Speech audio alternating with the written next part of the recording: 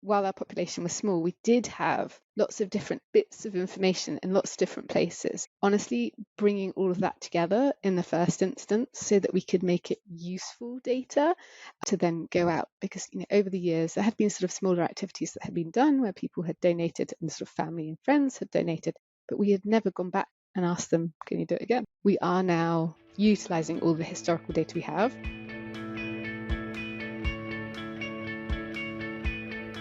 Welcome, everyone. I'm so excited to be here today with Jennifer Coughlin. Jennifer, welcome to What the Fundraising.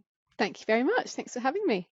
Let's kick it off with you telling everyone a little bit about you, about your organization, and what brings you to our conversation today. Yeah, of course. Thank you. So my youngest daughter, Edith, suffers from a very rare genetic condition called BBSOAS. There are around 250 diagnosed cases in the world. The condition causes visual impairment, developmental delays, seizures, epilepsy, intellectual disability, and the children often don't know to walk, talk, or live independently. When we got the diagnosis for my daughter, I was working for an investment bank for 15 years. Career was sort of super important to me, but in that moment, everything changed and I needed to prioritize taking care of my daughter, daily therapies, hospital appointments and things. So I decided as a family, we decided it's best that sort of I stayed at home to do that. The reality is that staying at home was never part of my. Quickly got to know the charity that supported the condition, which is called the NR2F1 Foundation. So the NR2F1 is the gene that's sort of broken in this case. Started sort of getting involved, asking lots of questions, joining their conference 2 years ago. My husband then decided to do a marathon to raise money for them and started to raise quite a lot, which was fantastic. At that point, I suggested maybe he should join the board just to see how it was being spent and what it was being spent on, given that we'd sort of had so many friends and family and colleagues sort of contribute. So he joined, and somehow that led to us both joining as a package deal. And then within 6 months, I took on the role of vice president. And then I guess this is sort of 2 years on now, I'll step into the role of president in April this year. From a career perspective, my role, I've been a chief of staff, so sort of running strategy and operations. So I never realized when I was still at work that my skills would be so transferable, but actually now it's kind of great because it's, I can use them during nap times and after bedtime to work all of our efforts for the foundation. And I'm curious, thank you for sharing your story and your introduction to the work and just so much about what you do. I'm curious about what fundraising felt like for you when you first started to step into this role. I always joke that I am an accidental fundraiser, and I know that's a very common theme in our sector. And so I'm just curious what that has been like for you. I was new to the whole world of disability, the whole world of nonprofit, and then fundraising. My experience with fundraising had been donating to other people's fundraisers. So I had not, when I sort of started to get involved, it was sort of the power of fundraising through my husband sort of running the marathon initially for our daughter 2 years ago, and seeing the power that the story he shared and what that generated in terms of sort of people being willing to help. Now, from my role for the foundation, we created our strategic plan January last year, and obviously one of the pillars of it is financials, and we want to speed up the understanding of BBSOAS and most important, find a treatment, which means we need to fund research. We need to raise money to fund research. So part of my role was like, okay, well, we need to develop a fundraising strategy. What is that? I don't really know. So I got quite lucky that a friend put me in touch with somebody who is a fundraiser for a big charity. So I definitely borrowed her brain for a few hours to pick it, looking at what others have been doing, and quite honestly, joining lots of sort of webinars and podcasts, or some that I found really useful in the lead up to Giving Tuesday, the Give Butter podcast. Amazing. I think I must have listened to the same one a few times and scribbled down like, okay, what's our plan going to be? But really it started on the back of an envelope and it sort of evolved, and it's still evolving. We are, I'd say, sort of grassroots. The foundation's been running for the last 5 years, and we've had a big shift in the past 18 months with putting our strategy in place, putting a research strategy together and figuring out what what do we need to raise? What are we raising for? Learning that what you're raising for and being as specific as you can be with your audience, and realizing that could really have an impact on what people were willing to spend, was a really good point. So it's learning to be really clear in our ask, and not being shy about it as well. I think I sometimes give our team a hard time where I sort of say, okay, well, we're going to go as wide as we can. Like, let's use all of our different networks. Utilizing different networks has definitely been sort of part of it. I'm not active on social media, really. I happily scroll, but don't really put much out there. And I've learned, actually, like, it can be worth it to make myself a little bit uncomfortable and sort of share stories and use different networks and have them share on their accounts and things like that to help us. So that's your question of That's a really helpful sort of framing for folks who are sort of just coming into the space, how they can, start to learn, start to venture in. And I really appreciate what you said about the discomfort piece and sort of leaning into that and recognizing, the need to stay in connection and in relationship, even when it's a little bit uncomfortable asking for money, and pushing yourself sort of over that action line around not being shy and being clear about your needs and all of those things. I'm curious, given that the disease is so rare, how do you all story tell and engage people who might not be personally or directly on a day-to-day basis impacted by the implications of it? So yes, we have a really small, community worldwide that we're essentially sort of fishing from for support. And I would say support, fundraising is a huge piece, but we also need their support to engage with us. So when it comes to research, we're ready to go. They're on board with their sort of information and data. Infrastructure is honestly a big piece of it as well. We didn't have an elegant way of tracking any of our sort of donations in the past. And so part of it was just about, like, okay, let's get everything in a row. Where is all our data? It's in all lots of different places. Let's get it together and see what we do have.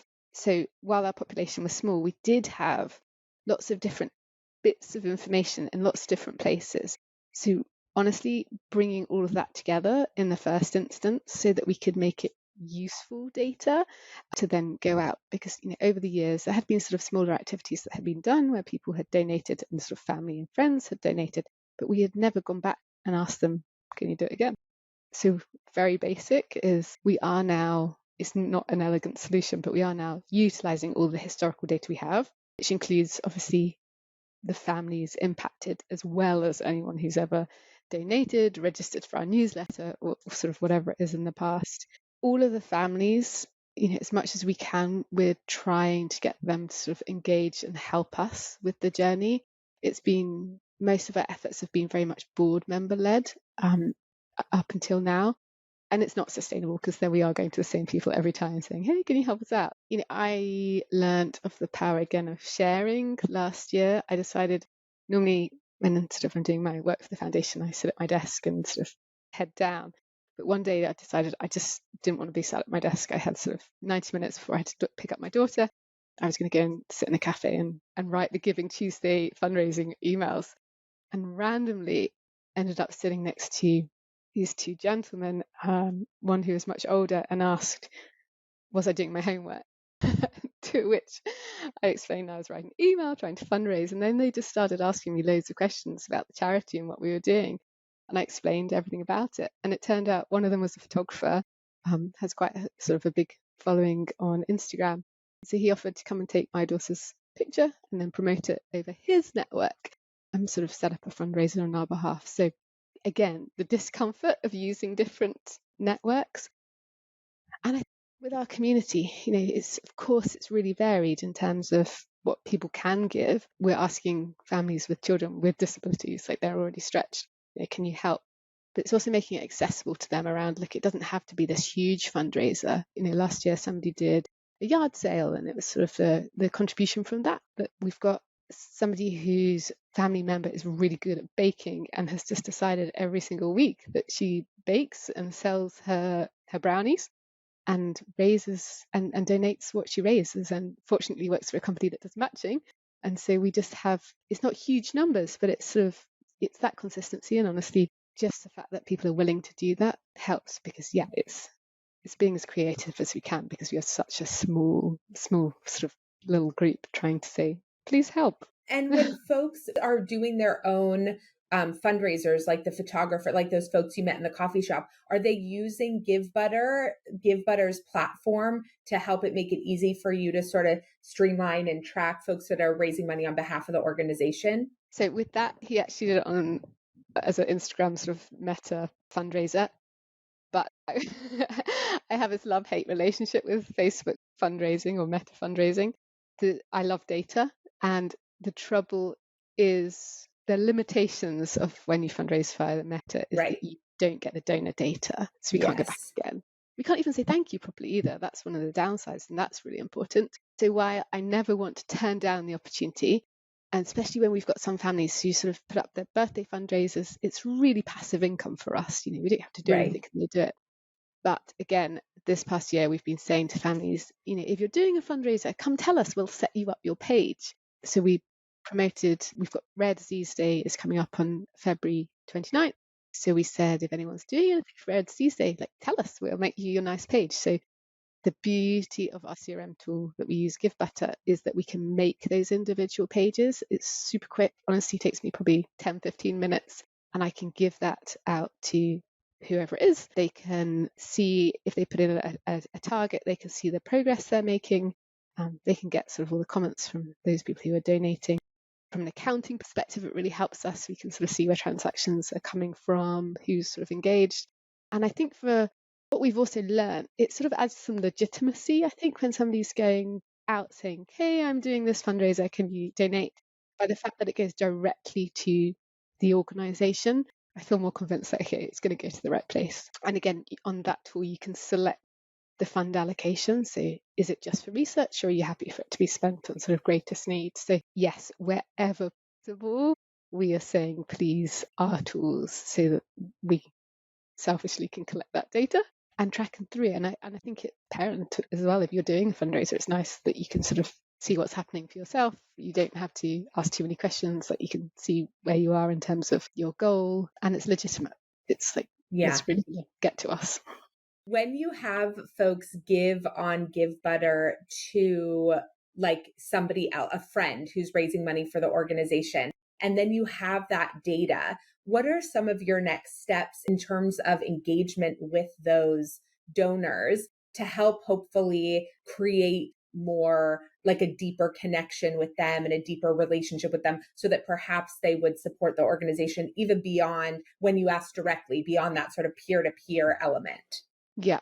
So the first thing is they always get an automatic thank you from the tool. It's a standard it's personalized to the extent it's like bank's bill, but otherwise it's sort of a standard thank you that we have in there. But when we have sort of big campaigns running, we are then, or even when we haven't got a campaign running, we want to make sure that we're following up with a personalized thank you. It definitely can take some time. When it does take time, it's a really good problem, because it means you've had lots of donors that you need to work through. But being as tailored as we can in that thank you. We also put together a series of videos for the Giving Tuesday campaign, where we recorded lots of our children who have their condition, and we recorded them either saying, please, we had family members record to say, please support so it's please support my daughter, my granddaughter, niece, whatever it was. Ideally, if the child is in there. And then we followed it up as well with thank you videos from the children. We put together a reel so that we included that video in our thank you. And for our children, what's is unique is that a lot of them can't speak, so they may communicate with the device, they may communicate via sign, buttons, whatever it might be. So the idea was it pulls on heartstrings and they remember us and they might give again in the future. But yeah, I think sort of what we're learning is the more that we can personalize and tailor it, use the pictures and the images of the people where it's really helping. And we also shared what that money we had raised is going towards. So our Giving Tuesday campaign, we had a matching campaign as part of that as well. It went really, really well. and we exceeded our target, and we're actually able to now start funding a postdoc researcher sponsored by the foundation. So we sort of circle back around and say, thank you so much. Your donation really made a difference. We are now about to start for the first time sponsoring a researcher ourselves, just making it personal. And I was really surprised from doing that. I got quite a lot of emails back from people saying, so glad to hear that, or I'm a grandparent, or whatever it might be. It was I was really surprised at sort of the level of engagement that received. And it does take time. And I'd say we're a pretty small team as well. Everyone's volunteer, everyone's parents of a child with disabilities. There's just a couple of us who aren't working, but are predominantly caring for our children, sort of do this whenever they're asleep or out the house. But it was cool. Honestly, it was rewarding as well, because sometimes you can sit here sort of doing as much as you can, but it was nice to see. One, it was incredible. It was so powerful to me seeing all the donations rolling in, and especially with our matching campaign, when we hit that target, I cried because I was like, this is incredible. We've just doubled it. And in fact, I'm based in the UK, the rest of the team are in the US, and it was sort of 10:30 at night here, and I was FaceTimed my colleague to say, oh my gosh, we've done it, this is amazing. So seeing all of that sort of live happening as well is pretty cool. But yeah, the thank yous, making sure that we follow up and make it as personal. Then using the data. So once we've got the data and somebody's donated, being confident enough to go back out to them and say, would you like to do it again? Either in sort of mass emails, or where we know they've done sort of specific things, and it's going back and saying, hey, you were so kind, you helped put together that matching sort of request a few years ago. We've got another family who are interested, would you be willing to sort of join up and do that with us again, to sort of make it as effective as we can? So yeah, confidence to sort of go and do that, and the tools to be able to look at your data, analyze it, and figure out who is it you're going to ask what. Yeah, you're making so many points that I think I want to just sort of double click on for fundraisers to hear. One is around sort of like doing what you can with what you have, right? Like, you are not sitting here, number one, saying like, oh, we can't do blank because we don't have, the community size of people who are experiencing blank. You're like, this is the situation, that like, this is who our community is. These are the folks who are touched by our work, by this disease state. And we're working within our means, both in terms of capacity of us, but also recognizing the community that we're in. And I think part of why you're seeing that great success around Giving Tuesday and things like that is because you aren't inflicting additional sort of limiting beliefs on yourself around what might be possible, because of some of those constraints, which absolutely are there and real, but they aren't sort of holding you back from taking actions that then allow you to see sort of like how big your goals can be, even with the community that you have. So I just want to like sort of congratulate you for that and really point that out for fundraisers. Because I think it's really easy when we're in an organization like yours to be like, oh, we can't do blank because we don't have blank. And that sentence like kind of further inhibits our ability to actually see fundraising results. The other thing that I want to sort of double click on are those sort of like concentric circles of community. I think like what you said about the grandparent who reached back out, or I think sometimes it's easy to say like, okay, there are only 250, children dealing with this, but every person who loves that child is a part of caring about this. And even if they don't love the child, what I've learned is just having the confidence to really think about your network and push yourself on them. And for example, it can be really uncomfortable, but I thought, okay, I've got a network where my youngest daughter attends a nursery. So, there's, I don't know, 25 other families in sort of the small classes. Okay. So I put together a one page, I sent it to the nursery and said, we're doing this campaign. Can you share this with the families in the school? And for me, it was it was hard to do because I hadn't shared very broadly sort of the reality for us as a family. And it did mean being vulnerable to share that story. But you share that story and it's like, oh, I mean, me as a parent, I'd be like, oh, there's a child in my kid to school who like needs a little bit of extra help, that their family are trying to do this, like, sure, we're doing it. I used my eldest daughter's school class. There's a WhatsApp group again, put the one pager on there to see what happened. It was amazing. There was a really generous donation that I never expected. Didn't know the people, but they said, when I followed up, they're like, you're part of our community. We read your story and wanted to help. And equally, it's like, if you know other businesses, if you've got sort of someone who owns a business or has a big following, it's like, okay, I asked a friend who owns it's called Carry Fit. It's a baby wearing company. So they have a baby carrier. But they also do this exercise program, which is awesome. I've been going for the last 3 years with my daughter, and he's like really clever at all of the editing on videos and stuff. So he helped put a video together and stuck it out into his channel, and that went to sort of 90,000 people, and we got a few £1,000s or dollars of donations. So yeah, if every family were able to go to sort of a few people, it just grows and grows. And that's where you can get the numbers, because our numbers are not big to start with, and we can't do this alone. So we need to engage everyone. And personally for me, because it's such a personal thing for me, accepting no is just not an option.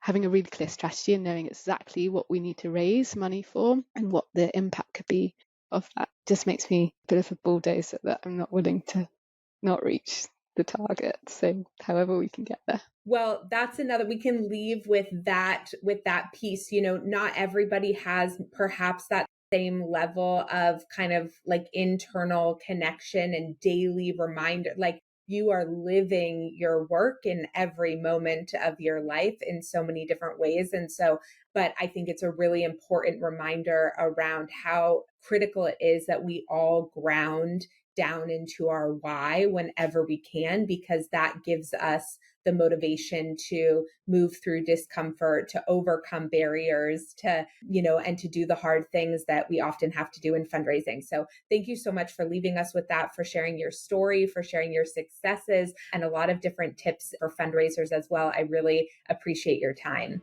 Absolutely. Thanks for having me, for listening.